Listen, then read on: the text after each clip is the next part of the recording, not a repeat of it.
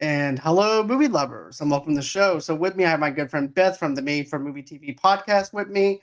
We're going to be reviewing planes, trains, and automobiles. So, get going ahead, book your flight. It may get canceled, it may not get canceled. You might end up like Steve Martin, but who knows what the possibilities are.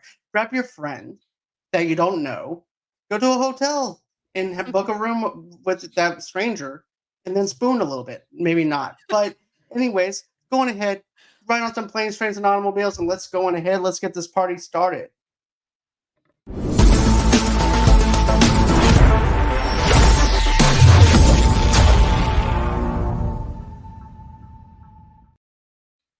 And hey, Beth, how are you? Hi, John. I'm great. Thanks for having me on again. I'm so excited to talk about this one. Very welcome. And it's always great to actually have you on here to talk about another John Hughes movie, another I 80s know. movie, I and stuff know. like that. What are we going to do when And we run out of 80 of John Hughes movies? I don't know. I don't know what I'm going to do with myself because we have John Candy. This is our second John Candy movie that we reviewed together. Yes, we did the Great Outdoor was it the Great Outdoors, Yeah. right? That was in June, I think we did that one or Yep. July, a couple months July. ago. But now we're into the winter season. So, and then of course, I was also thinking of Thanksgiving Day movies because there's a crap ton of Christmas movies.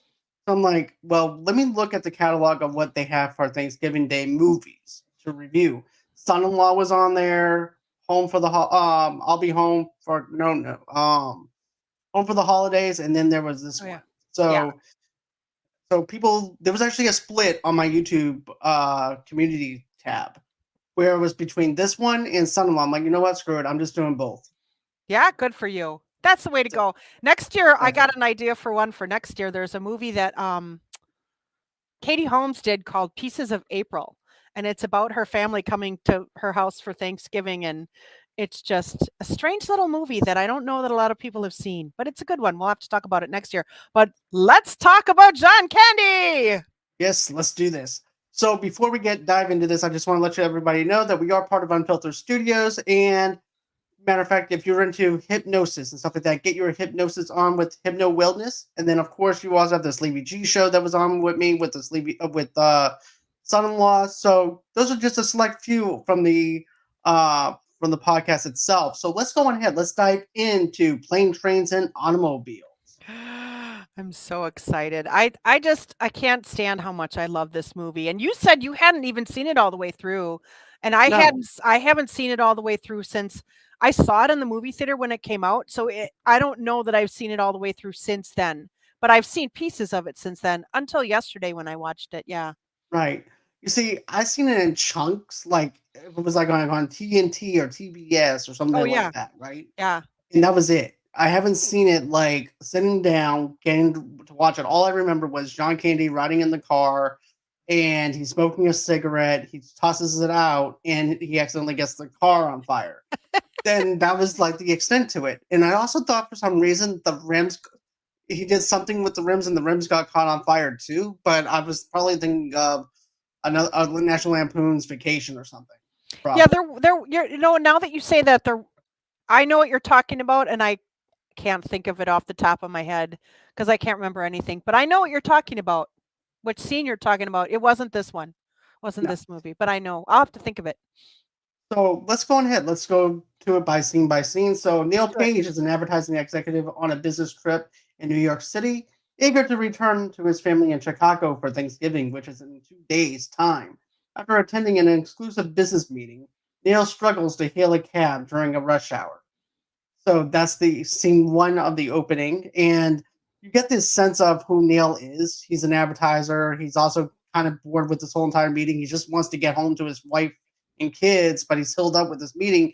And it seems like this is actually kind of like one of those type of deals where basically being back in school again, waiting for 3 o'clock to roll over and for the alarm to ring so the way they can be released. But instead, this executive is over there looking at this advertising thing and holding him hostage basically until they give Yeah. him the okay. Yeah, I'm like, that's such a douche move. I know it was, but it was weird because first of all, I don't know if you noticed it. I actually looked at the time. There was 2 minutes of no dialogue, which Yeah, which is a pretty long time, and you kind of get the sense that Neil is like doesn't really. care that much. He's like, it's just advertising. It's, you know what I mean? Like, he actually says something to that effect when he leaves the meeting. Like, this is silly. Why are we spending all this time here on an ad? Right, and also too, he's like, "I gotta go. I have Yeah. a plane to catch at 6 o'clock." And he tells his partner, who happens to be the same father figure that played in Ferris Bueller's Day Off, who Yes. was Ferris's father. But I actually agree with him. That was just a lot of time wasted for him to be there. But I also feel like we as an audience also feel like, okay, this needs to pick up because of the fact that there's 2 minutes of no dialogue and we're stuck here, just like how he's stuck in here with him. So that's how Yeah. I feel like we're stuck in there in that same situation with him, and we just want to get going. Exactly. I get that. And I also think that it kind of also the way that they filmed it, like with that 2 minutes, ramped up how you can see, Steve Martin is great at playing like the very anxiety ridden kind of character. And that kind of 2 minutes where he's like trying to tell his boss or his coworker quietly, I got a plane to catch, really ramps that up so you kind of jump right into the character. And I thought that was really clever. I mean, I think I love John Hughes, and I think he did so many smart and clever things in his work. This might have been his first adult movie. Like, I think Right. it was. So, Because mostly when you think of John Hughes, he's always working with kids. He's never right. really working with the adults in this. Right. And I think that so now I'm pretty sure National Lampoon's Vacation came out earlier, but there were still kids in that movie. This is the first time. And if you think about this movie, it focuses so much only on John Candy and Steve Martin. They're really the only people in this movie, except for cameos in and around them, which Right. is a lot to it's a lot to carry as a film as a actor. Of course they did brilliant jobs because they're both brilliant actors. Right, But exactly. John And I Hughes think had to carefully, weigh who he was going to put in this film because so much rides on just their performances. exactly. And I think that he knew what he was getting whenever you cast John Candy and Steve Martin. And I wouldn't be surprised if this movie came out after Uncle Buck and all that too. To the point Yeah, where he trusts John Candy a lot. that's a good question. I'm not sure, but I mean, obviously he had a great rapport with John Candy, and they were huge. They were so famous at this point, both of them were. So it's really great that he wrote this film that they did such a good job in because it really was a turning point for everybody's career at this point, even though John Candy and Steve Martin were already huge stars at this point. Right. And matter of fact, Uncle Buck came out 2 years after this. Oh, so it was Surprisingly. after this. Okay. Yeah, that Okay. makes sense. That does make sense that that happened, that it worked out that way. And I think that John Hughes and John Candy worked really well together. And I think I think so too. this film, John Candy with the facial expressions is so amazing, just when he's trying to be silly, but more so when he's trying to just be heartfelt. Oh, I don't even It wanna tears when you we get up. to the end, I might cry just talking about it, but at any rate, so let's talk about the cameo at the cab. Did you pick that up? Yeah. Yeah, it was Kevin Bacon, Yeah! and I was like and my first initial thought was this, how much did they pay him I to do know. that small cameo? I But then was like, again, "Is he was I right. was like, "Is that Kevin Bacon? That looks like Kevin Bacon," and I actually, like, had to look it up because I was like, "That," and then I'm like, "That's all he's in this movie?" But I looked did you look on IMDb? It turns out that so he was starring in I knew this, She's Having a Baby. That was a movie I didn't love, maybe as an adult I might. And so it turns out that he was doing the cameo in this but She's Having a Baby hadn't come out yet, and I think either Steve Martin or John Candy did a cameo in She's Having a Baby, but I haven't seen that one in so long. So I think I'd that's never seen kinda it. how that worked. Oh, I didn't like it when I was a teenager, but I don't think it was a bad film. I just don't think it was about a couple having a baby. That wouldn't have interested me at all when I was 15. I gotcha. But you know what though? Seeing that cameo of Kevin Bacon, it just surprised me. And then it could have just been where basically this cameo keeps on showing up in every single awkward situation that John Candy's at and Steve Martin's at, but it Right. doesn't. It Yeah. just leaves him just leaves the whole entire fact is he was the guy who got the cab before Neal got there, and that was it. And now Neal has to hail for another cab, and he winds up asking paying this guy $50 or $70 for a cab. I'm trying to bribe him, and finally he gets him to change his mind. And then that's when you see John Candy's character accidentally take the cab from him without even realizing that he took the cab from Neal or Right. anything. Right. And And he yeah, just saw that big trunk. John Candy's Dell had his name is Dell in the movie, has this right, big giant trunk, and all you see is that driving away in the back of the cab because it's so big that he can't even close the trunk of the car. exactly. There's the trunk, there's Dell's trunk, and then there's the trunk of the car. Right, and all he sees is just the tail of the cab going away, and then the trunk basically just popping out of the trunk itself, and that's it, and that's all he remembers. He's Yes. like, "Well, what the hell is going on over here?" So then you wind up having this other scene play out where basically, uh, when he gets one, it is then definitely taken instead by Deal, we mentioned, and a lucrative traveling salesman who sells shower curtain rings. Neil and Deal across the pass again at the airport where they board plane to O'Hare.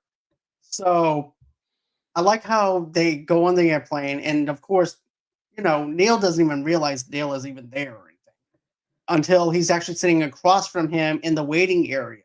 Because, wait, don't I know you? I think I know you. I think I know a face if I've seen one.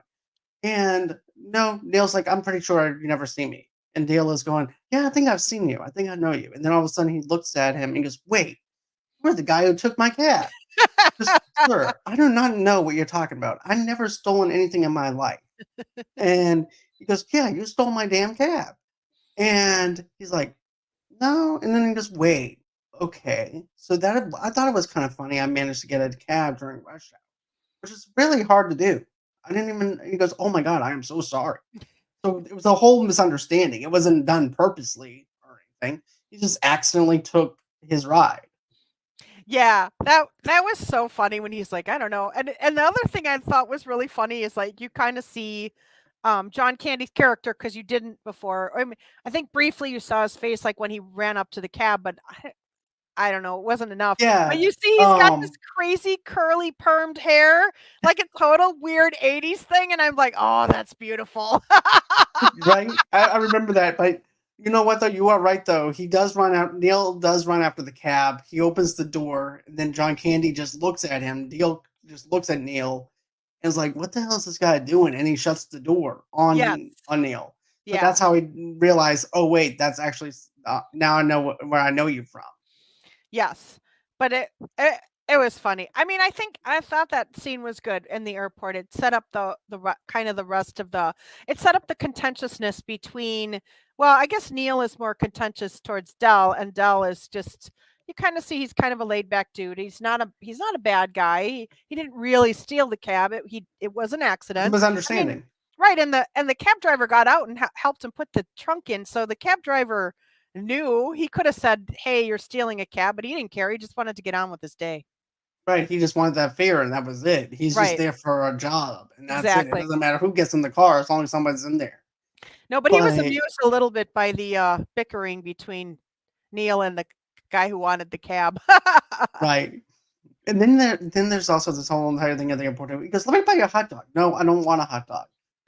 Let me make beer. No, soda. No.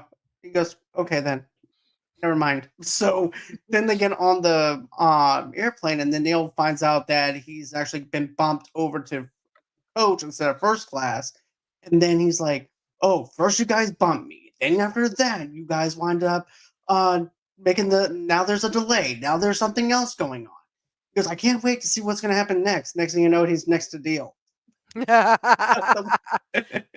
then the little old man next to him in the window seat falls asleep on his shoulder, and then Dell falls asleep on his shoulder, and he's just kind of like, he's got that sort of Steve Martin irritated face. I Right? And thought he's that like, was funny. "Great." And then you have Deal taking off his shoes. He goes, "Oh, the dogs Oh, are barking." I'm oh, like, "Ugh, don't take your shoes off in the airplane. That was no, gross. And then we find out that they can't go to Chicago, John, no," because because otherwise we wouldn't have because a there's a movie. Exactly. So they end up in Wichita, and he calls his wife, and his wife is like, "What are you what are you doing, and why are you in Wichita?" And he's like, "Well, I got on a plane to come to Chicago, and here I am in Wichita."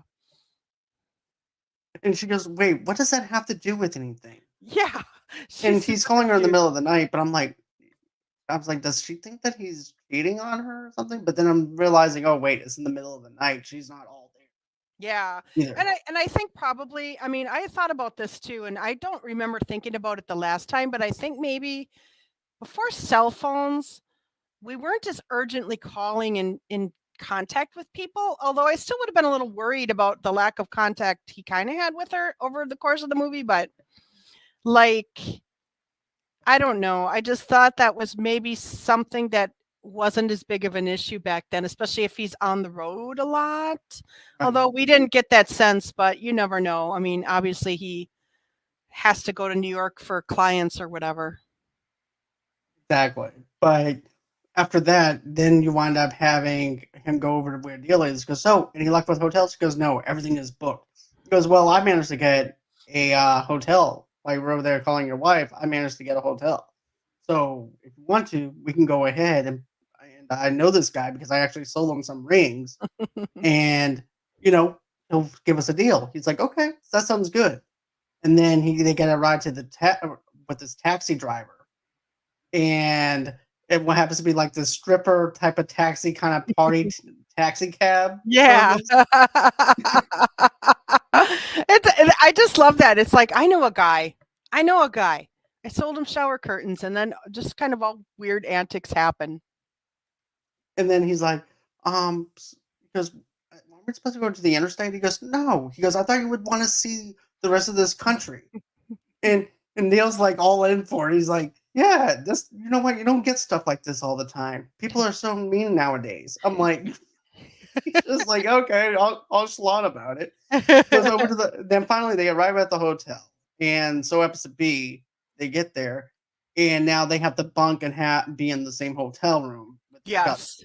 But I thought that was clever how they kind of did that too. They like walked into the room and you could see it was just like a double, maybe a queen size bed, small bed. And they kind of like ignore the fact that there's like one bed in this room. And then John Candy, and then Dell says, "Do you want to take a shower?" And Neil's like, "No." And John is like, "Oh no, I mean, I just meant, do you want to take one before me?" Not together, I just thought that was funny because they're like, "Oh, okay, misunderstanding." right? Because even Neil's like, no, I've already done enough with you already. Now I have to share it. The other thing I thought was funny that you don't see ever in a movie today is John Candy smoking in a hotel room. That actually used to be a thing people did back in the Right. day. So he's just smoking, and then he puts a quarter in the bed, for what do they call it, Massage. the massager, yeah. And Neil's in the shower, and the water stops. Or he looks up at the shower curtain holder, the shower curtain rings too, and he's like, "Oh!" And then the water stops, and he's like freaking out. Dell's not doing anything. He's smoking, maybe having some beers or whatever he was doing. And then he finally finishes his shower, and all the towels are on the floor and soaking wet. So he only has a little washcloth To to lather dry himself off up with. with. Then he accidentally grabs Deal's underwear, and It just was so silly. It was so funny. And it at this was point, they're not friends. no. Right now, Neil finds him the most annoying person that he's ever met in his life, especially when he said, "Oh, I can't stand out blabbermouth either. Don't worry, I won't. I'll make sure I don't talk." And that's whenever they were on the airplane, and he winds up basically getting a room with the most annoying person that he can't stand because he can't stand blabbermouths. And we Right. always have that situation where we can't stand the person that we're sitting next to because they're annoying us. Yeah. That's exactly how Neil, but he's just stuck with him John, this I whole I entire. think I think I understood that. I think I'm a little like Dell that way. I think that I'm kind of a loudmouth, blabbermouth too, and not everybody wants to be in a room with me either. Maybe sometimes my Right. husband, but he's too nice. He wouldn't say anything. So I felt for Dell at that moment. Also, too, Dale also mistakenly takes Neal's credit card during the night. Their concentrating personalities lead to an argument, but they bury the hatchet as they sleep. Their cash is stolen by a burglar in their room. Yeah, and they don't even know it until later the next day. Where are they? They're in the diner at the hotel or Yeah, near a hotel. They don't show exactly where it is, but they're in the diner, and that's when I think they realize that they've been robbed of their cash. And Neal had $700 and Dell had what, 200 something? I mean, they had a lot of money. yeah. They had one had 200, the other one had 700. Well, then I like how Dale looks at him and goes, "So, what did you have in your wallet?" He's like, "I had a gas card and I have a Visa. What about you?" And what did Dale say that he had in his? I forgot. Um, I can't remember. The money and a credit card for some big and tall store that they had Yeah, like six stores in the Eastern. I don't remember what he said exactly, but right. He goes, he's "Well, like, that's not not gonna do gonna us do any us. good."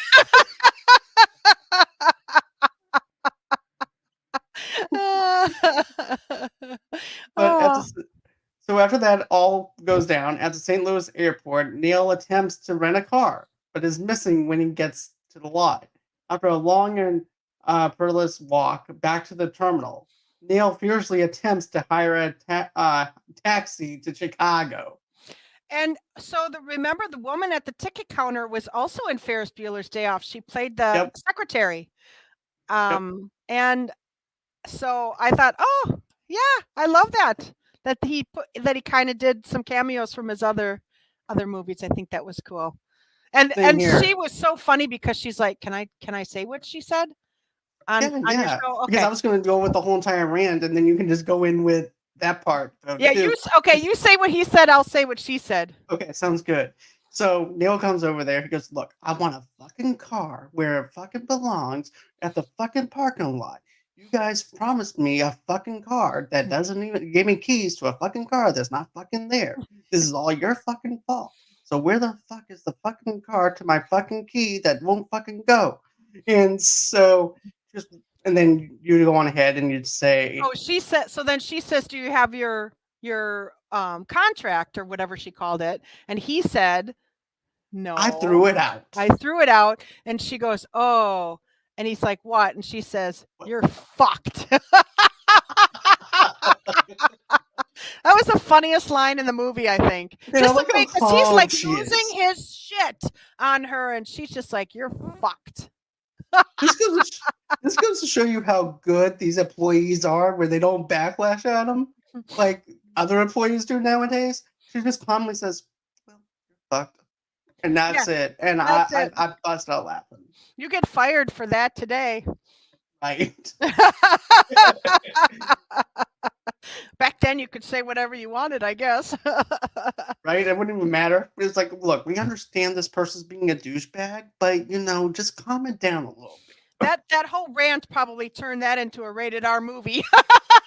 Yes, because the rules of a rated R movie is you can't have more than one F bomb in a Yeah, movie, otherwise yeah, it becomes rated R. yeah. So all those F bombs, yeah, Yeah, because there wasn't really anything else that would have made it rated R anyway. I mean, there was nothing graphic or, no, violent or anything else. It was a pretty tame film by most standards, even back then. exactly. And then, but insults the dispatcher of the taxi cab because wouldn't it just be easier to get a car if I tried getting a car? Why don't you go on ahead and give me a fucking ride like you're supposed to? Next thing you know, he gets decked. Oh my God, that was so funny. And then he almost gets run over by a car. And guess who's driving the car, John? What a coincidence! It's still once His again new best friend. And then he ends up taking a ride with him because he has no effing choice. no. But another thing that's funny though too is he goes, "Look, will you please get him out of the road? I'll move my car, Oh yeah, but you're gonna yeah. have to move him out of the road." He goes, "My pleasure." he takes him by the balls and drags him out of the way. And I like how Dale looks at Neal and goes, "Man, no one could walk away from that. You did pretty good holding your own with that." I know what I'm talking about. Oh, that was so funny. I forgot about that. I forgot when that happened. He's like, I think it was, yeah, John Candy's character's like, I've never seen anyone pick up a man by the balls like that before. And then he has his high voice. Like he was sucking on helium. It was so, It was. I forgot about it. And when I saw that, it hit me and I just laughed and laughed. But yeah, as they drive, they resume arguing, and Dale nearly gets them killed by driving in the wrong direction on a freeway. You're on the wrong side Oh of the road. There's a car that no! comes up next to him, and they're like, so the car must be on. It's on the other side of like what do you call that in the middle? Interstate. Yeah, yeah, but there's like Yeah. that um The I know what you're talking about, the like a divider in divide. the middle. Yeah, so they're Right, driving on the right side, and and Neal and Della driving on the wrong side. And they're screaming at him, "You're driving on the wrong side of the road." And they're just like, look at those weirdos yelling at us, until they look ahead and see a truck coming right at them. right. I also like how John Candy how Dale looks at Neil. He goes, "They're saying that we're driving on the wrong side of the road." He goes, "Come on, they're drinking. Clearly, we're on the right side of the road. We're going the right way." And And then then he goes, and then he's over there beeping the horn at these people who's trying to warn them. And he's like, "Yeah, same to you, buddy." Because so do the little chugging signal to make it look like that he's drinking whenever he's thinking that those people are drinking when they're not drinking. It was just funny on the way that thing gets played out, and then you have the 18 wheeler trucks coming head on at them. And I like how it cuts into this scene of Neil and Deal where they both turn into like a skeleton. it's just so there's so many funny moments. This movie is so clever in so many ways. Like the driving down the wrong side of the road might be a trope now, but I think that was like first done in this movie. Like it hadn't really been done before, or not in that way. And I think that's what made it so funny, and just their reactions, and it's just so funny. They must It have really laughed a lot is. filming. They must have laughed so much filming that movie. I'd love to see outtakes. Same here. I want to see outtakes of the freeway and then also too in the hotel room and stuff Oh too. yeah, they had to have been laughing. Especially like I wonder how many takes it took for them to be like, "You want to take a shower?" No. Oh no. I meant you first. I don't know, it's just funny. Till the It end of the really movie. is. Let's see here. Then we actually have let's see, some time to rescue. Okay, so then after that happens, then you have the whole entire thing where while they compose themselves by the side of the road, Dale carelessly discarded cigarettes sets fire to the car's interior. Dale intentionally gloats, thinking that Dale is liable for the damage, until Dale reveals that he found Neil's credit card in his wallet and used it to rent the car. Right. But then you also have the walk around, the Ray Charles bit that they did that Deal does before he catches it on fire though. Yeah. And then uh so so this car is like there's nothing left of this car. But then this is the scene where Steve Martin is like, "Well, give me my credit card back," or whatever he says, and Della's like, "I can't. I put it back in your wallet," which was in the car when it started on fire, I think, right? At some point they Right. lose the wall. I think it's in that fire, Yeah, right? because remember he's about to go to sleep because number one, Deal broke the seat to begin with because he was like, I gotta get comfortable in this car. So he winds up taking the switch and trying to get comfortable, and he breaks the seat. And then after that, Neil tries to get comfortable in the seat and everything, and he's got it broken. It's going all over the place. And then you have him. He goes, "Look, I'm going to keep my wallet in the glove compartment. Just to remind me that before we get out of the car on our next stop that I have it in the glove compartment." That's right. I knew it was in the car. I just couldn't. Yeah, I forgot about. Even though I just watched the movie yesterday, I forgot that part. I took notes. You know what though? I'm actually happy that I got a chance to see the scene by scene, so that way I can appreciate this a lot more. You know? Well, especially because then you can see the whole sequence of events instead of like, because there's a lot of funny scenes, and then if you see them like out of order, you don't really know because it kind of does show like the progression of their friendship as well, which isn't a friendship at this point because Neal wants to kill him for Right? starting the car on fire. With the credit cards destroyed in the fire, Neil barters his expense watch the motel room for himself. Neil is broke and attempts to sleep in the roofless car. Oh Neil yeah, eventually feels sympathy for Deal and invites him in from the cold and snowy night.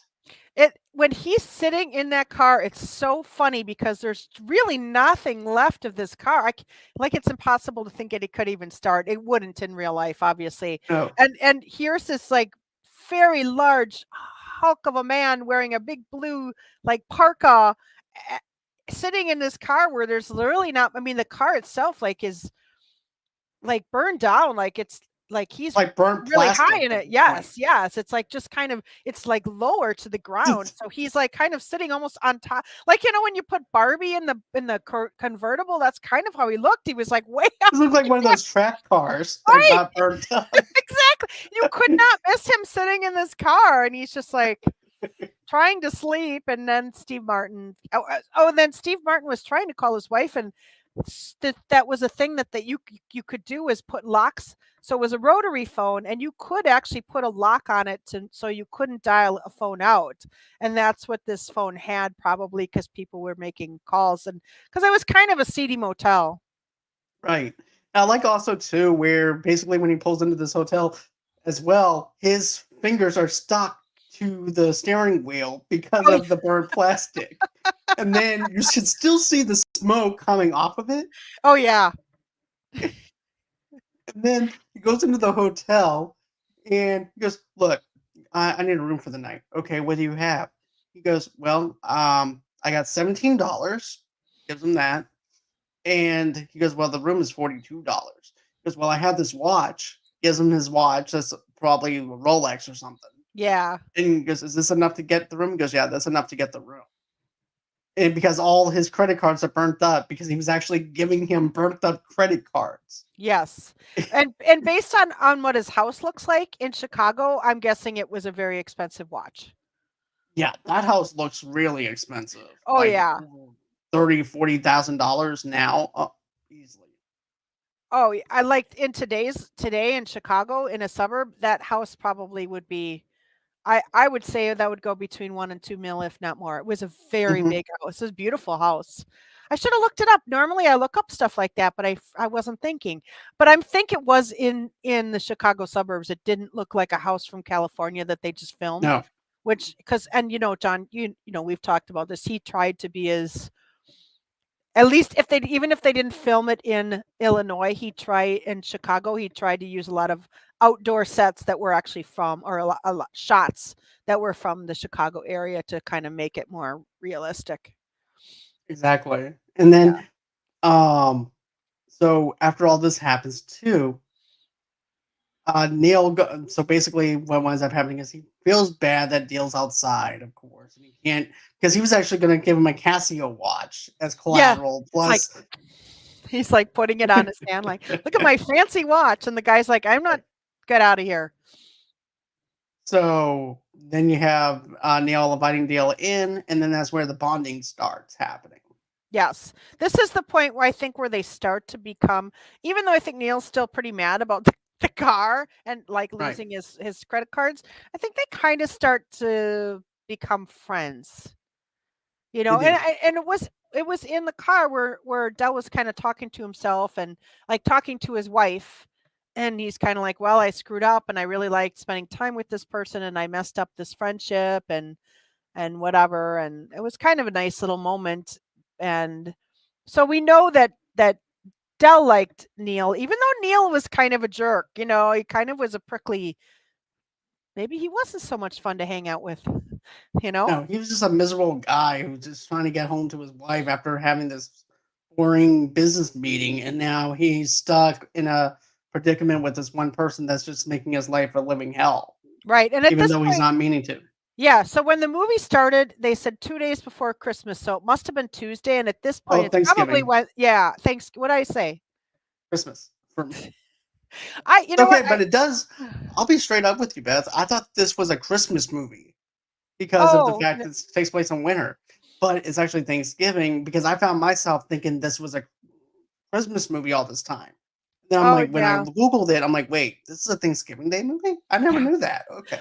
No, I actually just misspoke, and it's funny because earlier I was texting my podcast partner, my friend Case, and I'm like, "Oh, Justin and I are going to watch Barbie and a horror movie," and I said on Halloween, and I meant on Thanksgiving because obviously Halloween's behind us. So I just keep getting all my holidays messed up. It's all good. Hey, I thought tomorrow was actually Thanksgiving. My boss had to correct me. Oops. Right? You're like, "Oh, I have But tomorrow off." No, John, you do not. right? It's like, you know what though? I told my boss, so you know what? Tomorrow's gonna be a good day. We're only gonna be working half a day because of Thanksgiving. Tomorrow's not Thanksgiving. I'm like, well, It's shit. like the whole day. Right? But anyways, they shared Dale's a collection of miniature liquor bottles and laughed about the events of the past 2 days. The pair resumed driving at Chicago the next morning, but their hardly damaged car is impounded by the police as an unroadworthy. They finally make it to Chicago 2 days late in the back of the refrigerator truck. But before that, we have this other thing, this great scene between Neal and Deal, where Deal is basically telling Neal that how much he loves his wife. Yes. Yes. And how much he misses her, and he kind of just tells her all, he he talks about her in much more detail, and um now I was just thinking about that cop because he just was Oh like, yeah. "Are you sure you should be driving that car?" It's like, are you sure this is actually safe to drive? He goes, yes. It's safe to drive.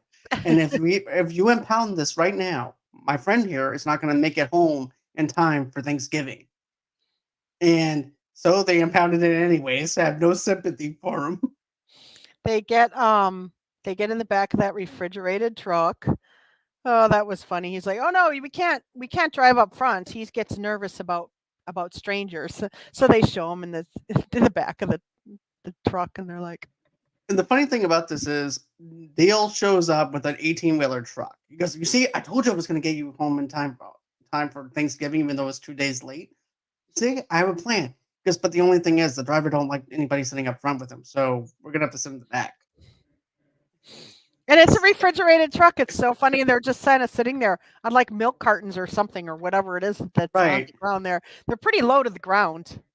right. And this is not their first time being frozen together either, because there was that one thing in Wichita where they're traveling in the little truck, and you had that one scene being played out where they're both freezing in the back of the truck, and the dog is frozen solid as well in the back of the truck, which was Yeah, hilarious. we forgot to talk about that scene. That was funny where he was gonna get to the we forgot to talk about the whole train scene, the train station. Yeah, So the son of who was it? Somebody who worked for the train line sent his son to go take them to get the train, and this guy shows up in a beat up old pickup truck and spits. He kind of had a real cousin Eddie vibe from Vacation, yeah. and he's like they're like going to put the trunk in the back of the pickup, and he's like let my wife do it, and out comes this tiny little woman, and he's like, she's fine, she gave birth to all of our kids with, she didn't even scream, and it was kind of weird. But then so Steve Martin was trying to pick up a glove because his hands were cold,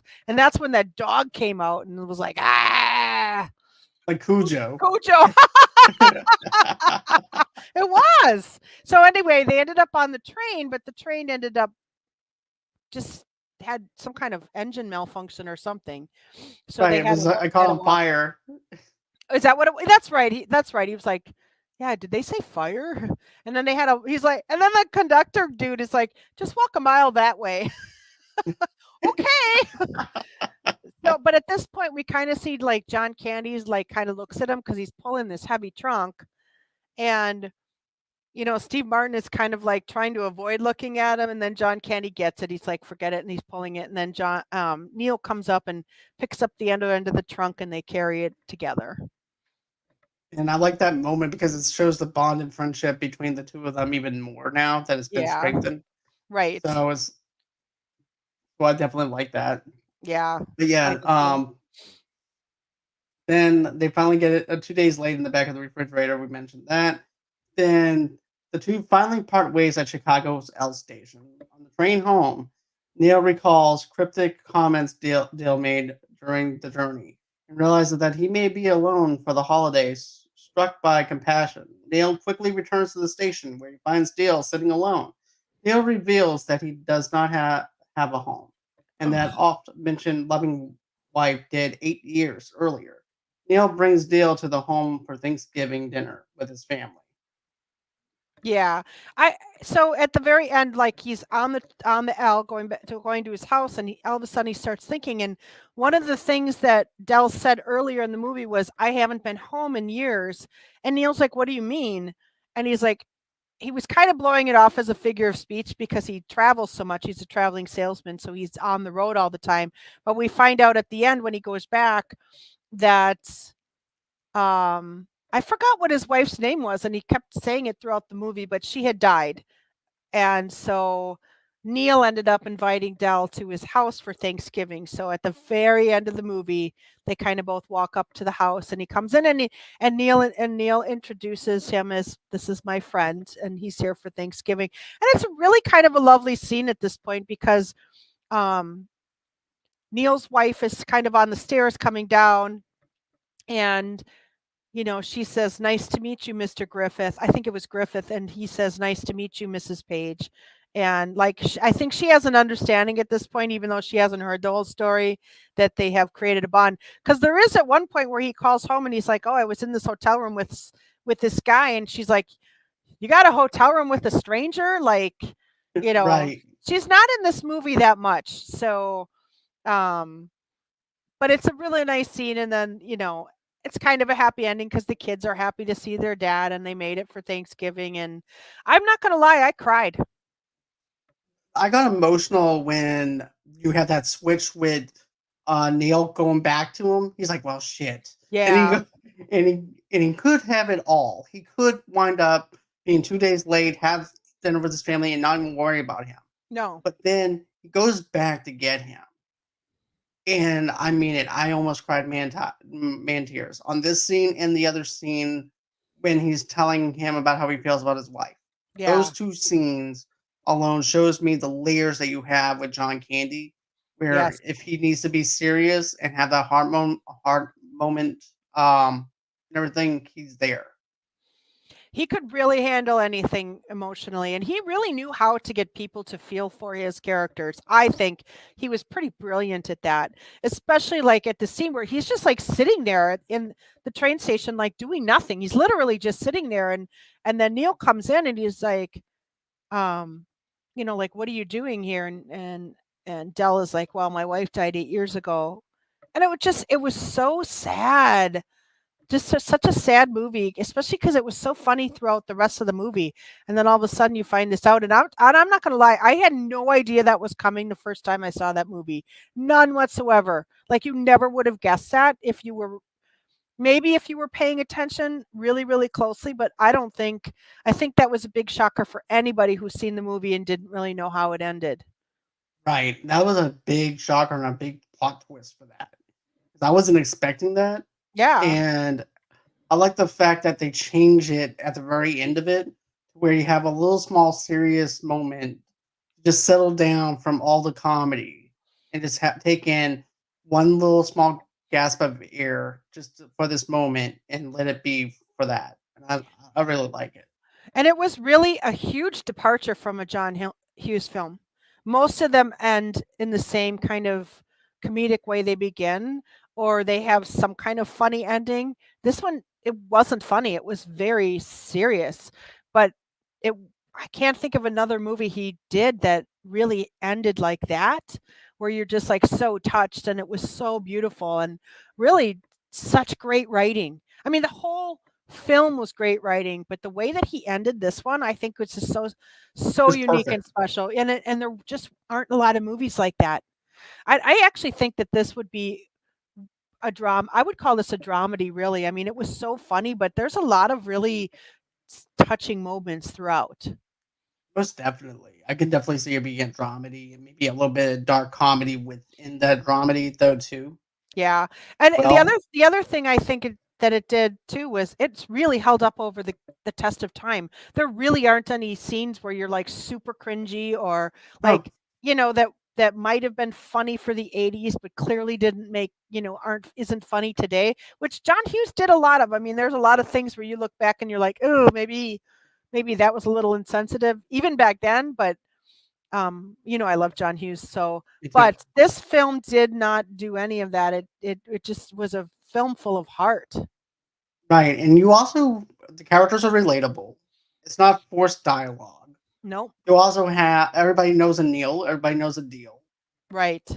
So Exactly. everybody has so that's what I like about And I it. just imagined that he went there every year for Thanksgiving after that. That's how I can that movie imagine ended. that. Huh, I mean, I feel like that's probably what really did happen, whether he was invited or not. right. He would just show up randomly once a year. But I can see Steve I could just see Neil just being pissed off because he's there once a year, and then once everything gets settled down, they reminisce about this one time of them being together every single time they get together. They probably do that, like, and, like, tell the kids that story every year until they're, like, sick of. I mean, you could almost think about you could write a whole new movie and just have, like, that part of it be, like, them talking about how they met Right. in this And movie. well, even Neil said it though best inside the hotel room. He goes, "I feel like I'm in summer camp all over again." Right, that was a great line. There were a lot of really good lines in this movie as well that I thought, and I wrote one down, and, of course, I don't have it in front of me, but, there was one really, really good one towards the beginning, and I'm like, "Oh, that's so good, I have to write it down," and then I didn't. I mean, I did, it's just in a different room, so Gotcha. and There is I'm attached to my computer, so I can't get up. I gotcha. Now there is a post-credit scene. An executive from Neil's business meeting is still in the conference room, trying to decide which to choose for the partially eaten Thanksgiving dinner on the table. So that's a little John Hughes thing that he always does. Yeah, That and like little small post-credit stuff. yeah. He was one of the first people to do some of that because National Lampoon Vacation was a big post-credit kind of, um that one had, like, a lot of post-credit stuff that was funny, and I think there was more John Candy at the end of that one too, because as you I think there recall, was John Candy was um, the security greeter guard. at the security guard at Wally World, so I do think that there was another scene, like, where they went on more roller coasters or something like that after post credits, something like that. Oh, I did do some research on this. I forgot. I'm looking through my notes, but okay, Planes, Trains, and Automobiles was filmed in 85 days, mostly in Batifa, New York, and South Dayton.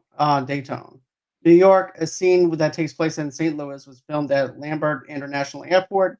There was also a scene in Braidwood, Illinois, at the Seedy Sun Motel. Rewrites Hughes did during filming made the amount of footage he shot much larger than what the original screenplay needed. Hmm. Well, John Hughes was pretty famous for writing scripts pretty quickly. So that doesn't really surprise me that it was filmed. Well, actually, 85 days seems like a lot, doesn't it? Maybe for a It film. does. But don't forget though, Yeah. Go ahead. during those days, you can film something and it'll take X amount of time to film. Now you can do a film in like 4, 5, 6 months, and that's it. Yeah, that's true. That's true. Especially because they did film all over the country. Does it say in your research where that house was? I'm Nah, curious. nothing. I'll have to look that up. That house is gorgeous. But it does tell me that the DVD was released in November 21st, 2000. Yeah, it took a long Uh, time. and it brought back the digital 5.1 surround sound. And then Blu-rays, of course, was later on in 2011 of Yeah, September. I just it's So it was like 15 years before the DVD came out, which is really unusual. So I wonder what the holdup for that was because it did Probably the play on. sound. Yeah, you think so? That's kind of what I was thinking. But I wonder if because it was on like HBO and stuff. So back then, I think we've talked about this. The movie would come out, and then it would be about a year before the DVD or the VCR tape would come out, and they were like $100. They were really, really expensive, but they would play on like HBO and stuff like that. And then at some point before that DVD came out, it must have been playing on like TBS and stuff even before 2000. It So was. I remember those days. yeah, But I don't think that I wouldn't be surprised that during those days, though, in the '90s, it was like on a VHS tape because nothing was digitalized at that time. not yet. So Yeah. therefore, the sound quality is not as good as what it would be in like a 5.1 surround sound on a DVD set. So they had to like redid or digitize it or something to make the sound better, you think? Yeah, I think they did the sound better and was able to release it on a DVD disc to make Okay. it stand out. Okay. Then a couple of years later, in 2011, they went on ahead and re-released it again on Blu-ray. On the Blu-ray, yeah. The Blu-ray always came after the DVD release though, usually, didn't it? Right? Yeah. Yeah. Now Now then, that everything's different today. We just go on streaming it. me, I'd collect my physical media and Well, stuff you like know what? that. I have to tell you, I do too. I mean, especially because, we're the Made for TV Movie Club podcast. Most of what we watch are on DVD. A lot of it isn't streaming, or it'll stream for a really short period of time and then be gone for a long period of time. So some of the movies we do. In fact, I just got one last week that I had been looking for a really long time and finally found it. So I hear you. I get you. But yeah, that's going to be it as far as our planes, trains, and automobiles. I hope everybody enjoys this review. But yeah, Beth, do you have anything coming out as far as your made for movie TV podcast or anything? We have our Christmas specials coming out in December. John, we reviewed the weirdest animated short called The Adventures of Candy Claus. And it was so weird. It was one of the weirdest things I've ever seen in my life. So if you want to hear about it, you got to listen to the show. It's coming out in probably December 8th or something like that. We drop on Fridays twice a month. So if it was like 5 weeks, we only do 2 of them. So that's pretty much what we've got going on. Okay. Well, tomorrow at 8 o'clock Central Time, 9 o'clock Eastern Time, we are going to be doing our intermission episode. And the intermission episode is basically like this, and this is how it works. Let's say, for instance, that you and I are in line, and we're talking about, let's say, for instance, the new Vince Sevenfold album that came out, or just like top 5 movies or actors or whatever, and we're just having a conversation. So tomorrow, Rossi and I are going to be talking about why do we like gangster movies. So, and we're going to go like an in-depth conversation of why we think we like gangster movies and things like that. This was inspired by my wife because she's like, "Why are you watching that gangster shit?" Like because I was watching Boardwalk Empire, and I was like, "Because I'm Italian, because I'm Italian Mm. too." But you don't see me doing any watching any gangster movies. Like then at work, I'm like, "Why do I like gangster movies?" So this was inspired by her.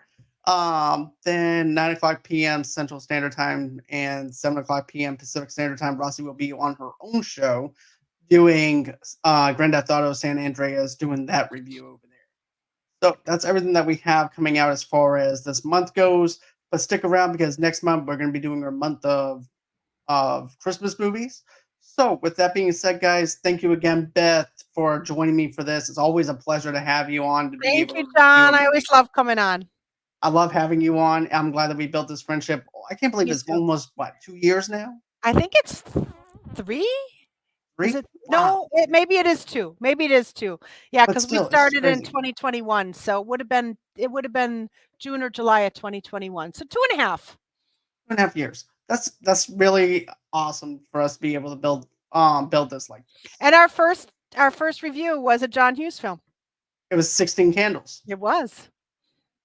which you guys can get on audio and you can also watch on video. So do me a big favor. Smash that like button, smash the subscribe button. Don't forget to comment below. Also, to give me or Beth some love by giving us a 5-star review on our podcast. And always until next time, guys. Have a great and safe night, and bye-bye.